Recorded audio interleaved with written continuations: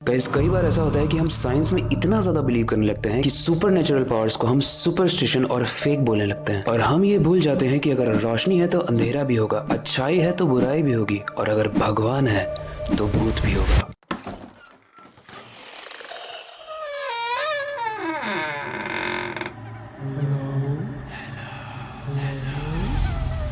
Guys आज मैं जो आपको कहानी सुनाने वाला हूँ वो साइंस के समझ से एकदम परे है, जिसे आई एम श्योर कि आप भी सुनने के बाद ये जरूर एक बार सोचोगे कि ये काल्पनिक नहीं लग रहा, कहीं ये सच तो नहीं है। तो ऐसी कौन सी दिमाग हिला देने वाली स्टोरी है इस कहानी में, वही जानेंगे। लेकिन उसको जानने से पहले हेलो गाइस, मेरा नाम है अविनाश कुमार और आप देख रहे हो हॉरर स्टोरीज।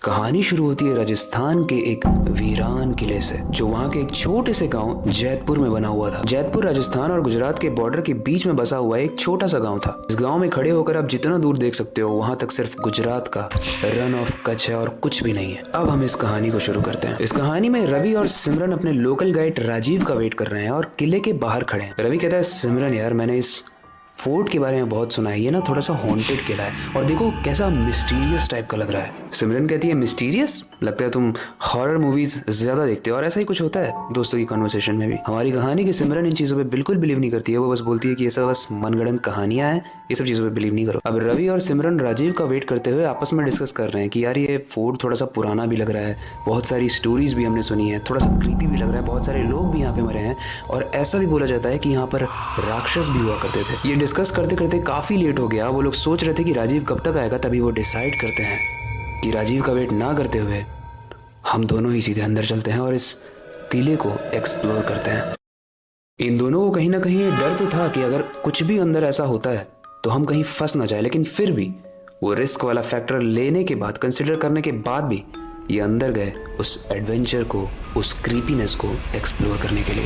किले के अंदर एंटर करते ही थोड़ी दूर वो लोग गए और थोड़ी दूर जाते ही सिमरन को एक हल्की सी फुसफुसाहट जैसी आवाज सुनाई देती है और वो धीरे से रवि को कहती है, तुम्हें कुछ आवाज सुनाई दी? रवि कहता है, तुम तो मुझे चुप होने के लिए बोल रही थी, अब यहाँ तुम ही डरने लगी। यार वो हवा का झोंका होगा या फिर कोई लकड़ी की चीज गिर गई होगी, उसकी आवाज होगी। लेकिन गाइस उन्हें नहीं पता था कि उनके साथ क्या होने वाला है, क्योंकि अचानक से उस किले के दरवाजे की बंद होने की आवाज आती है और उनके टॉर्च की लाइट फ्लिकर होने लगती है। अब सिमरन थोड़ी सी डर जाती है, वो बोलती है, ये क्या था? ये अभी क्या हुआ? जस्ट अभी राइट नाउ क्या हुआ? राजीव खुद तो डरा हुआ था, लेकिन वो सिमरन को शांत कराते हुए कहता है कि अभी डरो मत, हो सकता है कोई एनिमल हो जो गया हो दरवाजे के पास से, इसलिए बंद हो गया हो। वेल बहुत ही फ्लिश साउंड कर रहा है, बट वो किसी तरीके से सिमरन को काम कर रहा था, खुद भी हो रहा था। लेकिन वो आपस में डिस्कस भी कर रहे हैं कि रात में आने के लिए हमें पूरी दुनिया ने मना किया था, लेकिन हम सबकी बात को इग्नोर करके इस किले के अंदर आ गए। सबसे अजीब बात गाइस ये थी कि वो इतना बड़ा किला था लेकिन पूरा का पूरा खाली था, वहां पर कोई भी नहीं था। और जब आप बहुत बड़ी जगह पर जाते हो जो पूरे तरीके से खाली है तो डर बढ़ जाता है। गाइस उन्हें कभी कोई परछाई दिखाई दे रही है तो कभी कोई अजीब सी क्रीपी आवाज आ रही है, कभी दरवाजे बंद होने की, कभी दरवाजे खुलने की।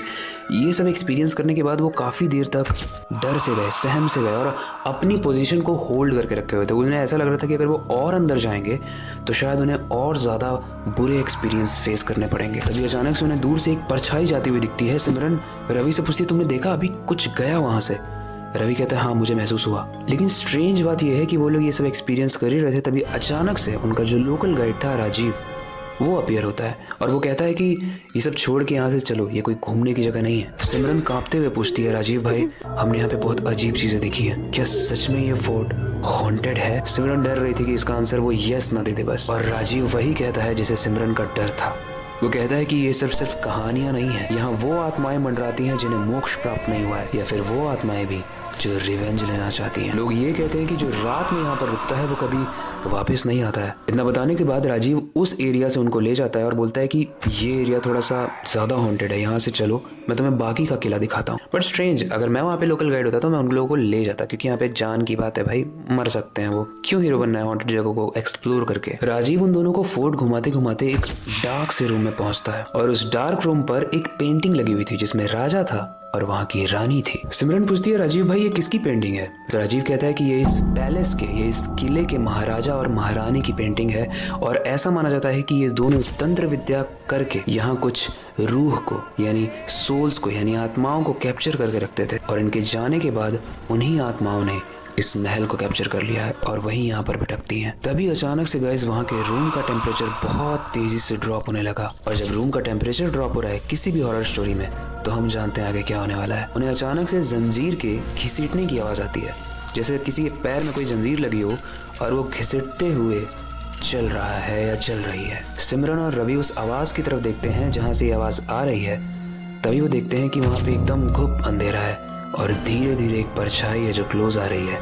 और वो ये देखते हैं कि वहाँ सडनली एक सफ़ेद आइज वाली औरत खड़ी होती है और उसकी शक्ल एग्जैक्टली उस पेंटिंग से मिलती है जो कि दीवार पे लगी थी। महारानी एक बहुत ही अजीब और क्रीपी आवाज़ में कहती है कि तुमने हमारे महल के रूल्स को तोड़ा। यहाँ पे इंसानों का आना अलाउड नहीं है, आत्माओं को आना अलाउड है, लेकिन अब तुम आ गए हो तो तुम्हें यहाँ पे हमेशा हमेशा के लिए रहना पड़ेगा। गाइज इतना अगर कोई सामने से देख ले तो ऑब्वियसली उसकी बुरी तरीके से फट जाएगी। और यही सिमरन और रवि के साथ होता है। वो बहुत तेज़ी से धोती उठा के उस किले से बाहर भागते हैं, लेकिन बाहर भागते भागते बाउंड्री के पास पहुंचने ही वाले थे तभी वो फिसल कर नीचे गिर जाते हैं। उनके सर पे चोट लगती है, वो बेहोश हो जाते हैं। और किसी तरीके से राजीव जो उनका लोकल गाइड था वो भी बेहोश हो जाता है। लेकिन जब सुबह राजीव की नींद खुलती है तो रवि और सिमरन वहाँ पर नहीं थे। राजीव बहुत पैनिक हो जाता है। वो सोचता है कि ये तो मेरी रिस्पॉन्सिबिलिटी थी इन लोगों को घुमाना, लोग मुझसे पूछेंगे। तो वो जाके महल के अंदर देखता है, बट अंदर भी रवि और सिमरन नहीं थे। राजीव बस अफसोस करता है और वो सोचते हुए बोलता है, यार मैंने वार्न तो किया था कि अकेले अंदर मत जाना। उन्होंने पक्का कोई ऐसी चीज़ छुई होगी या कोई शराब लग गया होगा या कुछ तो हुआ होगा उनके साथ जो मुझे नहीं पता, बट एटलीस्ट मैंने वार्न किया था। उसे कुछ क्वेश्चंस के आंसर देने पड़ेंगे जो उससे पूछे जाएंगे। बट गाइस आप लोगों का क्या लगता है, वो रवि और सिमरन जो उस महल को एक्सप्लोर करने के लिए आए थे वो कहाँ गए होंगे? आपको जो भी लगता है वो कमेंट सेक्शन में ज़रूर बताना। इस कहानी से रिलेटेड कोई भी फीडबैक हो उसे भी आप कमेंट सेक्शन में बताना।